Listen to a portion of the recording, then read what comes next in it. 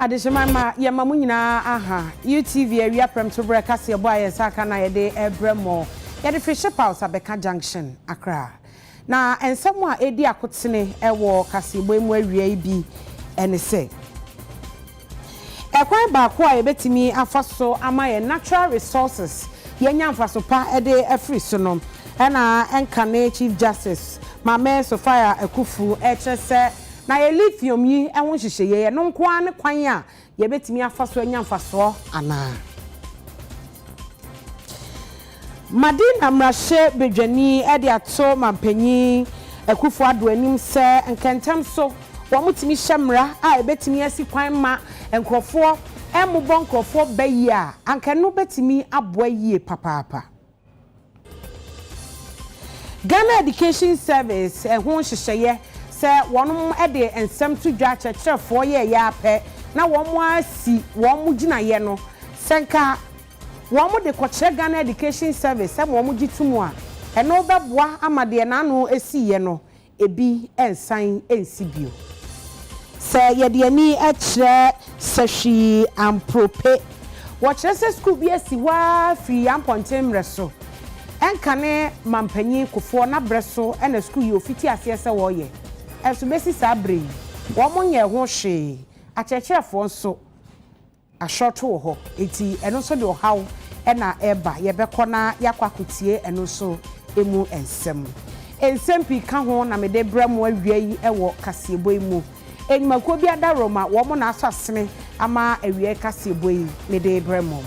this way chocolate drink de ohia ye nso hye ye was special ice mineral water ye was special drinks ye was best point savings and loans and the best assurance woman nyina na aso asene ama awie kasebo yi mede eba medin de akosia sapon se ye bo de era ensem nimu de a emrahye bedwani a owo Madina eye onumunyamfo Francis Xavier Sosu wode adesredia ato mampanyi Ekufu ado anim se senkebe ya eneyi ye wo which camps ahodo bebre ankrofo bon krofo bayi enti ye hyehyemra na emra no bantem so na ye si nkrofo ano kwan wo sa kwan no so a ebeboa papa ama ye ntieti ankrofo fa ahodie so.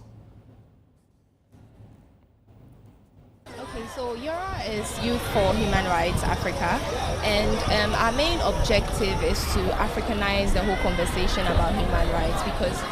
we believe that a lot of people do not really appreciate and understand the conversation when it comes to human rights, and they have the right to justice, and basically that. So that. Now, human rights matters. Education is a human right. Issue is a human right. The power who the school is a human right. Nina is a human right. And until they buy any school free kasa. At church,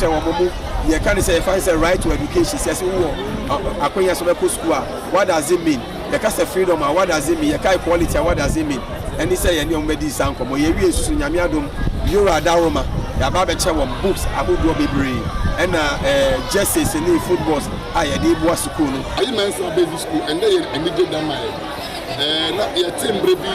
human rights activities. Now your team but and then I bet you I mentioned baby school. Yeah, the MPS. Afe yemfa yani encha santemantamwe na adehye a wonom ewo asantemantamwe mu di dwa kire se na nko mo hwe ani mu se bronya yi enioma betimi akoso se bronya no enche bia na wotwe esi na wotwe ebesim na bronya na yewura mu no mo kire se yento ade enkrofo benenam krom sa window shopping kwa na wonom eye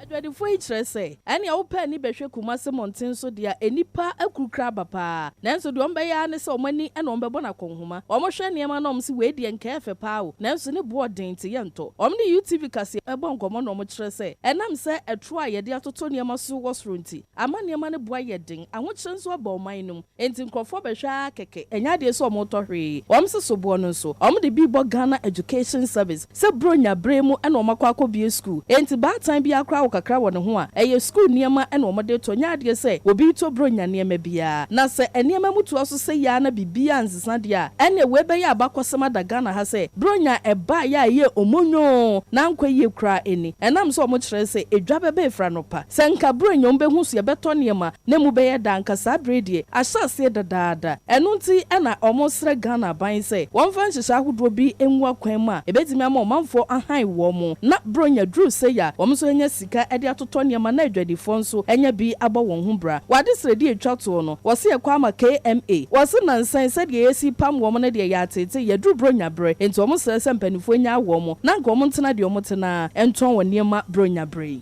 ɛnam school sɛm na ɛbaeɛ no niema a yɛtɔ akɔyɛ schoolfoɔ no ho niema because I say schoolfoɔ no san kɔ school deɛ ama te sɛ deɛ sɛ yɛka sɛ bronya yi pa deɛ a yɛdwadie no deɛ nya maa yɛ so ba yɛwɔ awerɛhyɛ mu sɛ nyame yɛ adom a 2-3 weeks yɛ aka yɛ nim nyame aba bɛdom yɛ na yɛtumi di dwa kakra ama yɛ nim sɛ bronya deɛ ɛnyɛ nte sɛ ordinary market no na wonim sɛ ɛkɔ Christmas saa no a ɛnyɛ yɛn United fo nko na yɛdi dwa ɛwɔ Kumasi mmɔnten so nipa bebree firi mmea bɛdi dwa to ɔmo ba saa no a na ama kuro no mu ayɛ dɛ atwaku ɛno ne yɛsrɛ sɛ na dawro ma ɔmo ne metro gas no ɔmo ma kuro mu abra no na ɔmo nhwɛ sɛ baabi wɔ hɔ no ma ɛyɛ kaa kwan mu ankasa na ma enipa no so ɔmo ba bɛtɔ adeɛ no akɔbadie no ayɛ kama ne nso yɛtimi ayɛ dɛ atɔ yɛ niema ne nso yɛ ho atɔ yɛ nwura mu ana bia yɛnya ni afidie no etimi kasa nka frasa ne de nyame adom na nka yɛ ɛsi afim because say yɛhwɛ baabi a yɛgyina ɛne baabi a yɛbɛduru wɔ December no mu a nokura nyame no afidie na ɛden ɛma yɛn enti sɛ bibi wɔ hɔ ɛsɛ mpanimfo ana aba no yɛ ne bɛyɛ yi a ɔmadawro ma ɔmo nyɛ yɛsra aban no sika ho ayɛ den sɛ sika yɛnya bi nneɛma yɛtɔn biscuit a yɛbɛtɔn nyinaa ne boɔ dendenden tie sa wokɔfa kakra kora wontimi ntɔn afe last year nso so ne yɛtimi tɔ dodo kakra sɛ yɛkɔbu sa yɛboɔ ɛde gye yɛn no tie sa obi antɔ ɛna school no mu kɔ no so nti amabronya no yɛhunu so kora nti aban yɛsra aban sɛ ɔfa sika ngum na obiara ho ɛnhare ne kakra na yɛso edwadifo yɛnya kakra na yɛso yɛmfa nhwɛ yɛn ma This year, your bronya and pempens. To know, say, your near edge of the phone, so is here. Near a foot to Cacramo. We will be all back. I was a sunny sick, and I won't say bronya abano. No, they are quackotonio, maybe. I won't say be a bronya neoma. So bronya and suchema. Nothing will see can out the cushy mono. I hear nothing in our answer. A cat. It was all share, and no matter the I'm a far a beco. There in a bit me a ton in term, said the bear. Unko Tony maybe infamy go na da chen ko say enko ye osoka afa se ye de ani ekire eyesehwi asanwe so market electoral area yenim se nche bi assembly members wo ba beto aba na eno na market area fo yi kire assembly member kra wo mu hia se obebo mo mpotem ho nti wo ma kire wo mo se wo mu mpo obi oye kwadwofo wo mu mpo obi a wo ma mpuntuo mba omo po obi oye hard work obi oyire ne ho ye adwuma obetimi aye hyehyɛ ya hodo ede ama omo mmre na wo man kasa kyerɛkyerɛ mu sei ye gya no wa ha na akromfo abefa sesi aye table yi so na manfo de adane foma ye ne ye guest no moda wo so edwa no ehia ye mpa sa okọ dwuna se dwom a omo aye dwa no kama e gate ato ano because na masambre manfo na wo mu di nokura ne yake ye ho abom ne ye som adwuna se man nti no ama omo bibia akoso na san so ha de ye dwa no dampan wo ba niama basa bolla niama wo pese wo behu na wo hu wo dwom ha enti asambre manfo na omo ba ne ye hia de oye krachi ni a obetimi aboa ye wo dwayim pe mahu asambre man bia emre bi etwa mu ko obedi asambre man no hu se na niama koso siesie kurom kama hu se gata mu kra efi asambre man tunu si wo esiesie afe nkola ene na basa ne ehunu bi saa ne yi TV or Santa ho video kurani timi wura sambre man no timi wura ho kopam nkola sansa abre untra buku hu hia de no pam wo mo sususuo scooter mo na mo sususuo totonsuo no pam wo mo ntonsuo si mu ko school te kuma no area because they are hindi power we very proactive nipa o ahofama bi o mo se ko mo kana ye pe obi a obetuma atwe ye go ya maye so obi a bedi a o kana nu do ojo nu sa na o ma ye hwe o ma ye hwe o fa ma ye mene sa aba so pe do ba en so no ma ye nya la posu o die nyu mi da ko se na ye light ba en so o ma ye nya na bi na fi on pa de assemblyman bia no aba ba de ye ida so hu po se o na mo na nya se assemblyman na sa ono so de won ko school ha ba chewu se data na so na mto nsu ani kon ba betuma mfia egu so manya sa fi o de yanti bibi sa o this oba market area the way is so no ye pe obi a o wa daje a obetimi abo akuro no a waye mpuntujuma bi mi yahu da sa nipa no ne ye susu se obetimi abo market area na timi afa na ntoma pa afra obe de hia ye ni se ye pa samre maya obe siesie dwom ha mayen edwa na mayen na ye di gate beto ano ni ye ja ye ne ama odwom ni ye ne ama nda bia ye twe e de kofie ye ni toilet ye ni dwon so da bia odwom ha ye be ba ye table so ni ane ni ahye ye table ase nyina ye hia ni nyina bi odwom ha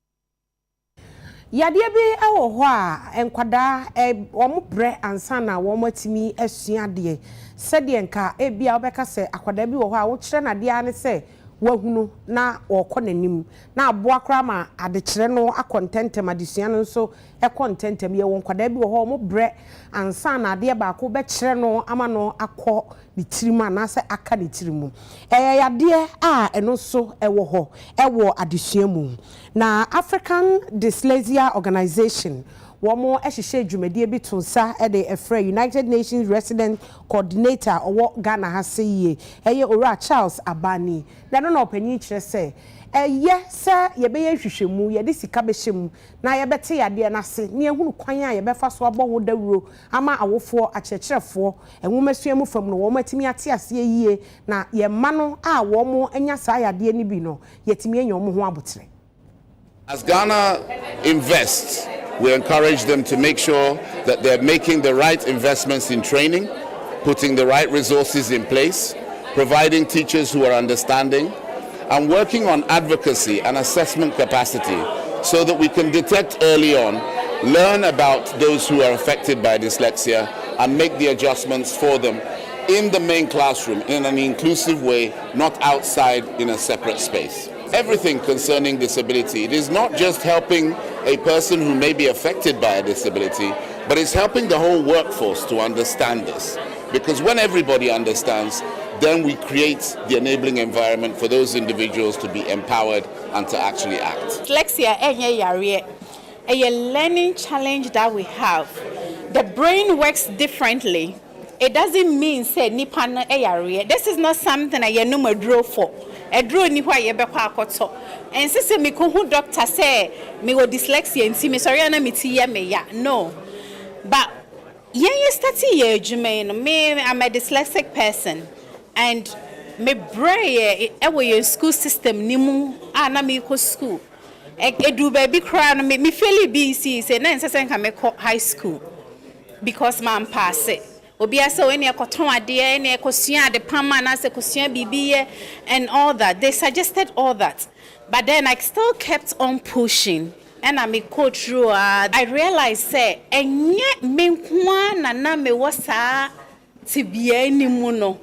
But now there were a lot of us no. Me decided say I started the Africa Dyslexia Organization. Africa Dyslexia Organization I started amamo. Mombra ni mombe support yen na yen kan yen ho ni training yen teachers for no almost so yen bani mu no na yen spread awareness no so enko ndwumanjuma mu na mpanyimfo enti ase no mahu se so oni obi mpo wa adwuma mu na onya ade a ese otobo. I don't think we should run off and start labeling in color, say, we say. Because no matter how sexy it is, so be a person in Baba Yariano, and Tianya Botre, Nayanya Ejumano Ghana, near symptoms, the Yen and Saya started Casa Oba would be. There's a lot of work to be done to reach that point where we are confident at identifying and supporting. I would encourage those who may not understand what dyslexia is or other learning disabilities might be to create space and create an environment where people who have it can feel comfortable. So avoid name calling, avoid judging and labeling people as lazy. They just have different ways of knowing and different ways of assimilating knowledge. So I would encourage you all to embrace and to welcome those that have different ways of learning.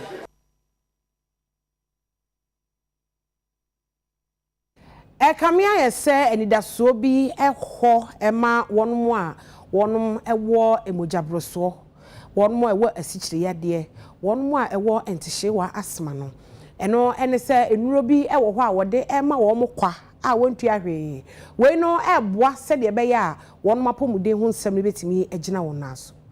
This year, dodo na wotin kronkumamu ene kobase won ho dodo wo ma ya na enuro eto ayom den pa nam sikasem nti wo mu dodo na timiti na fie obehwe kra no na yare na twonmato anananom ewo nsie do ne ye kan bi eye hypertension asthma ene diabetes nura ya na safo no omuntimi enkokọ jintia sesi ye de omanya ne daso wonti ayeye BCI ene direct relief of USA omaka bom don sashanti asia pharmacy a wodi enuro free USA ene eniema ahodo bi ayare sabia behia ba wachitade ama yare sabia bese aduenum a hypertension asthma and diabetes in so ebi eka ho a we wode makwasa de be ya adehye etesa woni bie na so ho dodo no kwa obejai enronum de ama won kwa no makonom ade asa won ho yare president edema breast care international Dr. Beatrice Yafiade ena ogina ekuo ni nyina na mu a wode sa enema no ekokoma ena wo kire se wo mutaye bi pa edi nro na yare sabia kade ahodo bebre na eba eno so nti wo sre ayaresabia hodo a wonsa kan ndro ne niam ne bi se ye de ba akwa wonhwe so de be ma adehye no nso kwa nya yensa kan ye ebi ye hypertension ndro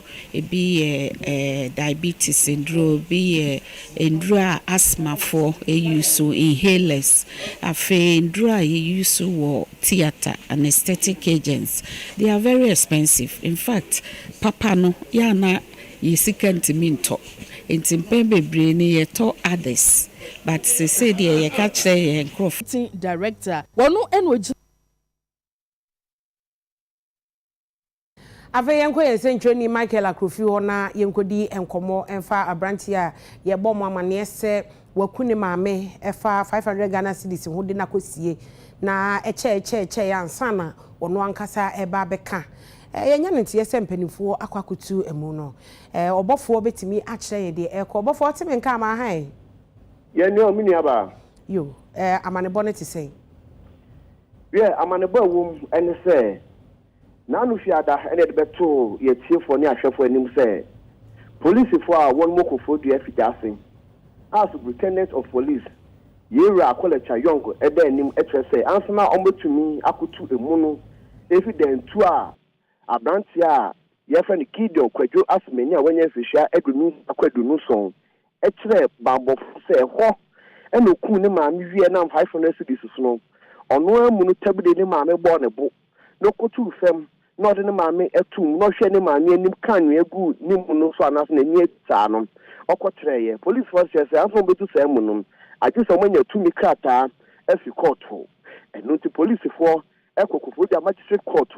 eko se eye court emomutumi amofin examination order ansana omutumi akotu emu no nyame encha de omutumi di hujuma ema eye plan eye proof omokofo de fidase ensa eka eye examination order no ansana be kono omde pathologist say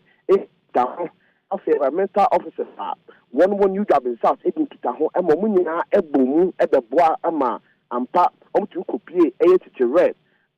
eye kroba question gabens for the emu eno no school no echi nyame na omutum be pie ho na ebusa form this year ene madam Mercy ofori kosi ofori wa wonya fihia edusamienu ono ane ba se wakunu no na ebusa for ewo ho etwen policy forum ampa amani ni akade bi ese ebusa for no ye no omutum ni ye enam so mebie kwan mu ema police for na environmental officers no na the patrol by no emu amomutu na no kwase before mu tu ye no na mu wa yie papa afi omukọ beye fit beye enso no ombe sha nnompe bi na e ka sei no say what into some ampasa branch akuni maame abesi no ha omukọ hwa maame ni mu na da hoyi na bi asem ni omukọ hwa ya ye no nkwa into pathologist a odi anim etumi ehweye emotrese ampa nipa emu na da ho na kete mi no de fa no ho de tu efa ne maame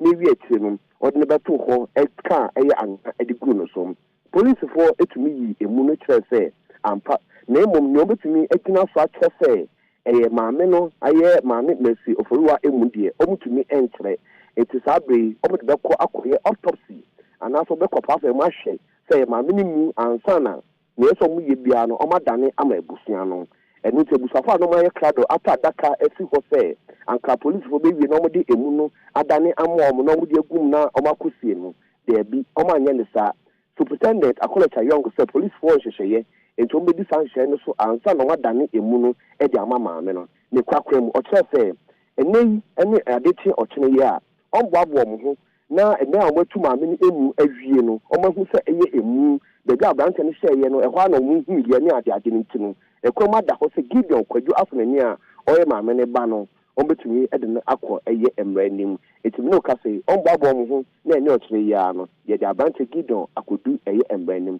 midi etire se na YouTube ye no ye be di etire be be kusi bia no ye mfa nkame ya hwefo ne etiefo ama ne bono esi for kra ansa na obekọ no omo etu emu no yenim se enye ayi asa de ba se na esi aye abra omutu ye no dokasem omutu emu no na enam se no de kete afa no ho ne kuntu afa no ho no na emu so nyina atwen ema aye bawe ema chese nompenkwa na aka edida ho no ne ntoma ne ntade a na ehye mamno sabra sa atrenchma na se ewudie no ekoso ne nam se bosom enso enti no nompenko na sebio na aka posifo esisa koye eti Michael bia abrante na etu efom ho no debi we ye busuafo ni bi na omo a police for ema omo tu ye baby a osie no na ho ye edan ye hu se ye danto ana dan a ye nsi wi uncompleted eye hwan dan ana eye busuafo ni bi ana maame na nkasa omo fie baby debi o we eye obi a wo so ni fie eben ho no kakra a sa edan no enum na branche eye gedwe odipa enti emu fe nyina no omo de bone pa emo filimu ansa na bebi a osie ni maame na ho naka enti bra obedi sa adwuma ni wie ye no ena o de fele sa ebia ho no enti enye busani fie na emum eye fie a eben ho no mo ena ho na branche no so odipa enti ho ena branche ne kosie eye ne maame ne kanya ebu maame no so obofo ebeda asefo ani di echi de besi bia na wasan abo yamane we ye Michael Akrofi amane body free chechere no ewo kufodua ede ebreye ye to akase ebo no so director of Dyslexia finance eye ora Joe Jackson na no ada Dr. Mahmoud Bawumia eko KNUSTD nsembi kotudwa efa bosiabo ene Ghana card ho na no na Ghana de hye bebre HSS system no kra wo ka no ewo ho dada na no opanyin so ora Joe Jackson kyerese wo ho dadaada ye betimi atrem ni aye ni yie ba bia na ejina no na enye na se Dr. Mahmoud Bawumia ka ne sei a na esese yetimi eye nhyehyɛ ya hodo bi a eno betimi ama na jina yetimi etu sa na mo na na se yetimi atoa sa anamo no so score ni se obebo me bosa mehwe nieme bi wo ho na mama no ebia over 100% se ukase credit score enche de ni ho kra misro mano bepopo if you say obi aye credit score oba medwum ha me ye credit score na mom ni ho ne se ne me ye credit score mawo no ochina me ko ba bia mintumi hu se nipa ba ko na if you say ne ye ni bibia we social security na dia yentumi hu nipa baako ena niema na aka no so if you say yemfa yenim ana ye fingerprint enye nti obi tumi nya mienu miensa Ghana card no eboa me hu se papa we na meka no ne ho asem na enti before Ghana card ne de na adding na say ye beka say credit score de bi ni ho kura de eno neka ebeye den bitumi hu say ubobusa wa ha wetua ubobusa wa ha wetua ubobusa wa ha wetua na obi ma credit score no so credit score ye bi a 80% e bi a metumi hu ahwe ho na mama obobusa na meboa na nye Ghana card nko a se obi a de ni chise ni information eko na yetumi ohu se oba Dyslexia na obaji loan na manfa information na nkoma won ye credit score na o mede hu aka enti ase nyina ye de information ko na ye ya na ye ni yie. National President ya Oda Ghana Bar Association lawyer ya champion boafo na opanyi de ato asuafo ahodo ni nyina anim se emprebebre no wo mokọ abefo ntentan homan yisu a enyoma a wo mo hwehwe wo so no na enso ani eti obetu omofo se wo kọ abefo ntentan homan so be internet no so a ade a wo kwakọ hwehwe wo so no wo se ade papa enyamfa so pa bi wo so enye bibia keke no kwakọ tena so na se bi owu di nsemhu no eno nya de beboa wo kwan bia so nti ode afutuo ama asuafo nyina. Kumasi Nursing and Midwifery Training College work on Vanochi Teaching Hospital omo empanyimfo aya amane ne amamre age adesuafo a omo babesua de honom ne kana se matriculation no na no omo to omo nsa e de frɛ otetrani a oda a lawyer fo nkabom kuo wo Ghana mekire president of Ghana Bar Association owura yawo e champion boafo a obepie mu a wo kasa no wo kire se omo ba ho so mo babesua de se de be ya ombenya nimde na atima boa omo ankasa aboa mawofo aboa oman no na abefo kwan so faso edi agrom hweye amamfo efa kwan bone so eye niema wo internet no o kire se enne wo ya de wo internet so wan hweye a daachi wo se enka minima na atwam enti eniema bi a wo de internet be ye bia kan hu se ochena eba be hunahuna wo afi ye bo kirew anase kenkan se asemasi na oye school ni a wo suade e wo hanom eniema wo yeye ni afi se ye bo kirew a wo hu de obeye ba stress adesuafo no omun suade enu nti eno bepie mu e wo school mo. Today is your day, and I feel proud to be here to commemorate such an important milestone in your academic lives. The main reason for being in this institution is to acquire knowledge, skills that may take you to the zenith of the nursing profession. So my respectful advice is that you stay the course and have time for your studies. Religiously attend all lectures, tutorials, and practical sessions, and have time for private studies outside the formal lecture hours. When you have the chance to use the smartphone and computers, use them to access the wealth of knowledge and information on nursing and other related courses on the internet to aid your studies, instead of posting quite unnecessary TikTok videos. The internet is unforgiving, and one silly TikTok video posted in jest may be the singular act that may come to haunt you later in life and destroy your future promotion. The world is not only about social media. Advances made in technology provide you with limitless opportunities to do better in your training and in your career advancement at the end of your training. Consider the expectations, efforts, sacrifices, and investments of your families and the support of loved ones all these years that have brought you this far to spur you on and make them proud and become successful professionals. For success requires perseverance, diligence, and self-discipline. Nekrakra principal Edema Kumasi Nursing and Midwifery Training College work on Vanochi Teaching Hospital owura yire Joanna Owusu Danso eso ekan semse. It is with great pleasure to stand before you today to welcome you all gathered here for attending the special occasion. After the highly competitive selection processes, the following statistics of freshers were admitted to the college for the 2023-2024 academic year. Registered general nursing, 442 students, with 82 being males and 360 females. Registered midwifery, 350 students. The total number of students admitted this year is 792. Please be constantly reminded that your continued stay in the school and professional development are hinged on two key factors. That's good academic performance and good character. You will get more exposure in these skills through your training, but it is important to have the personal attitude to be receptive to the teachings and the changes expected in your lives.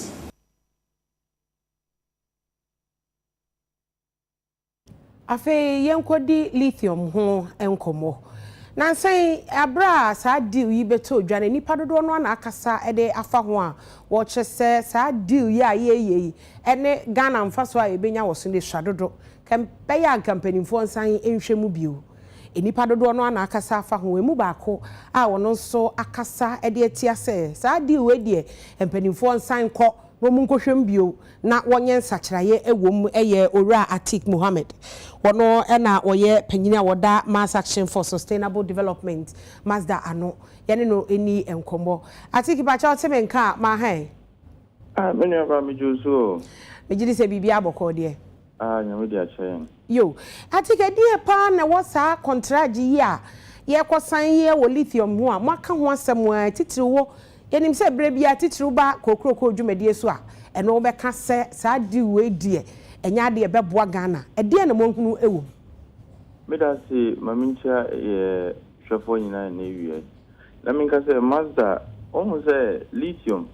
ni ese ye nyanti azie ni se na ade ese ete azie ni se sebi enye fomagudie bia keke demom eye fomagudie bia eye soronko Potokasem it is the mineral of the future. As I say, amama nyina sisi you see yenye ade friend green transition. Say yenhwe kwan a yefa so emit CO2 into the atmosphere. And say climate change a yeka ho azem no. Amama mpanyim for agya to mu say yenwuma bi say yetimi ekutia sa climate change a yeka ho azem. Now one of the nyuma essay yen say you see, so you're shifting away from the use of fossil fuels, which means that cars now you're driving using petrol, need diesel. I say, yes, now you're shifting cars are using batteries home. Now, you're best had in the not just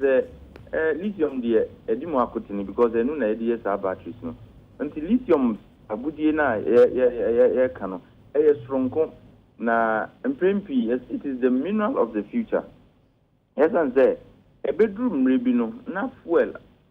You use the power your car, you use the beam. Until crude oil, you discover my Sicano. Yes, Sicano and free beam. And in fact, NTBI, you better see a and and so because there are targets in many countries there. Omamo, certain timelines, a do start time, Lydia, there should be full conversion into electric vehicles, which means that the demand for lithium no are cost and cost. Until and say yes, no, as just any other form agudibia, a strong. And until na yeka say idea best substitute oil dear. I say a 2 year book, na you making sure say you Ghana benye free mono because a bedroom maybe any come free oil mono. I say when never my sikadia, I say 2 year book. Then making sure they be in so that you bring the most out of that green mineral you can want them. Now agreement Minister Edibe 2J. I come here say a prepare agreement no more ye. And na ye ka say green wine and tia ye pentema ko hin. Till cra almost 30 years lithium we juman only 2 companies are working in Chile since 1979. Because of my margin say,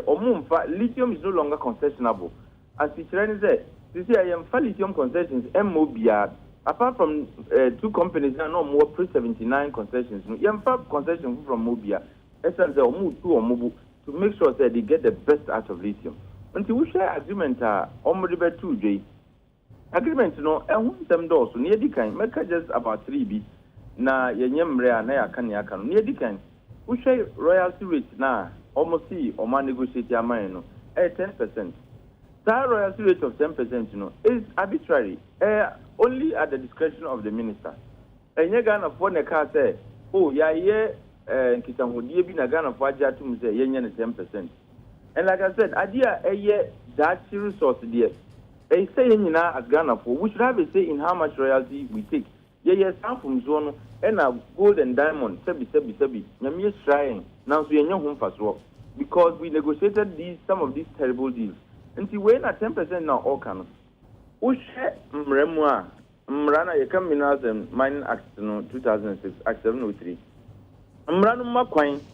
say minister no betimi prescribe royalty rate. Minimum. And you don't just get up and decide, say, oh, me the 10% na yamami. And now if I look at the investment time, for 10% is a fair deal. When I catch out say, idea I fair to you, I fair to Ghana for.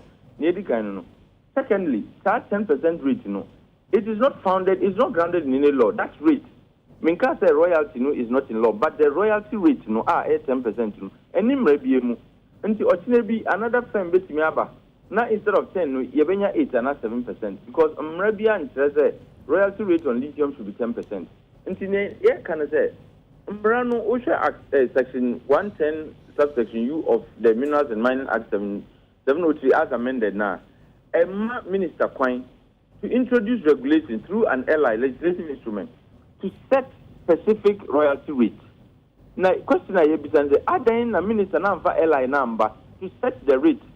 which rate should have even been a function of deliberations among Ghanaians. So you see, we say na yeta. Nanka would the airline aba. Now would the royalty rate no aba. Now Abeka said, when it comes to lithium, minerals operations, the royalty rate should be this much, so that a womremu into bia and entity bia ebeba exploitation of lithium that should be no. Or meaning say your royalty ayeji on lithium any. Uko Chilia a womremu they do what they call progressive royalty rating. And they calculate progressive marginal royal rate. And it's the prices of lithium ecosul I'm saying just almost so royalty rate ecosul, but it's a rim. And some rebiam na 10% no crano. It says prices no cost of crana 10% na ebecosu. It is not the best for us. Okay, I think Mammy Miss Away, Obibeka say, Minister Nakan say no. Na yemfanye dwuma fe na eba be kom rahye amam rahye bedwa fo asi hu nkonwa wo mo bobo hu na so won beje atumu a wo munyi ntu won beka se yenko amendment bebre beba eno ye de edi kan tin ka da ne yentwen ma yenkom rahye bedwa mu ansa ye tosum yenu wo hwa percentage no sen na ye deserve wo hwa rahye bedwa for they can't change the content of the agreement. Okay, Mrano says it is only the minister who can give some mineral rights, and some mining leads, a minister Nema. Parliament cannot change the agreement. They can only ratify or not ratify. Okay. In a young cry catcher parliament said they should not ratify that agreement, so that issues are can want me or move it me prime minister any minister needing come so that they can go back and work on a proper fit for purpose agreement and so on. But they can't change the content. They can only say we can't ratify this. Okay. And that's what we are inviting them to do. But rate, our problem is not just only the percentage, but the fact that percentage is not protected by law. That should be there could be another entity ever exploitation of lithium and percentage in less. Because if the minister is unable to negotiate, if the minister decides I'm prescribing 8% royalty rate. And one, can say have a law that states clearly the percentage of royalty we deserve. Okay. If you ask me, and looking at our experience with gold and diamond and Asifono, at least the worst we should do is 15%. But that is for Ghana for to decide. Saying if there are wider consultations, not whatever rate Ghana finally decides on, we protect it in law, either through an ally, and now we could even have an entirely new regulatory and fiscal framework and our legislation. It's a lithium dear, and whom rani, and I generally green minerals because it's a cry, and there is data, it says, Ghana cry uranium, idea nuclear energy, Ghana uranium. And we should have it, and these are the minerals of the future. I take it. What can you say? I was say, Yashamra, a bit me, a gina hode, am I natural resources now? Young funny, Fana, a PA bano. Gold do need the working candy, and I just said, no, quadada. enti de eba sese no yen hyeda nyemra ebetimi aboho ban sa na woka China American ye womra that deals with minerals but the American say we need to either amend the mrano to make specific provisions for lithium and now we can have an entirely new legislation we can say this is lithium and other green minerals management act and RBB it deals with green minerals na ye lithium uranium and other green minerals na ye free so that gold and other minerals would continue to use the minerals and mining act as namra then we can have a separate legislation because lithium means ni Ghana for do one saying that bekum friend local content participation it should be clear because we can't have the same local content arrangement for gold you even find lithium what is there and the Ghana for do one saying bit me abu amwa omuso edi omuhu ajimubi na see the policy is there any raw lithium na emma enu yem ma umfa enu enkwama no ne you can't export raw lithium so we have to have processed lithium because enu na tikawum now so we don't have any arrangement it says a processed lithium and who royalty and taxes ni na yenya hum faso all these things can be worked out in a new legislation and in an amended legislation then abeya kind of when name say lithium there we don't want to repeat the mistakes but the tragedy with gold and so on. And see, minister no speed all the way between one and coin or pentama coin, still cry over the second largest producers of lithium crano. They are not in a hurry to give out concessions. Even though lithium has always been with us, but this is the only time we are exploiting lithium. Atik yebeda serie ene wadaje Atik Mohammed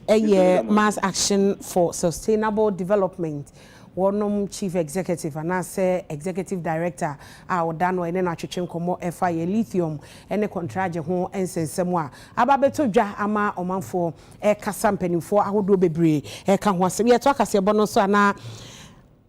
ababeto eja se enei ahyenkafo ne adehye wonom ewo ahafo mantamu wo mo kire se efre ba bi Gambia ekogo so no ekwan no se ebugum ekwan no sei na no enam so ema ohina owo Gambia number 2 na na akwadwo yebo asiama ekasa de fa ho se ahwe ya de how pa na beba na se ekoba se no no mo ka na mpanifo abu omo ni agusu so mo anya bibia amfa ho a de how beba titiru ene bronya yi a ebe so didi aye kota no ebu ato ano kwasemini meyam hyeme mehasem na nya de a metimi akoda amade achi na me prem assemblyman na wo ha no free GPA2 chairman na kromu nsusu number 1 so mumpanimfo ha no so me free bi abrante ba ko bi ogina machi wonu na brebia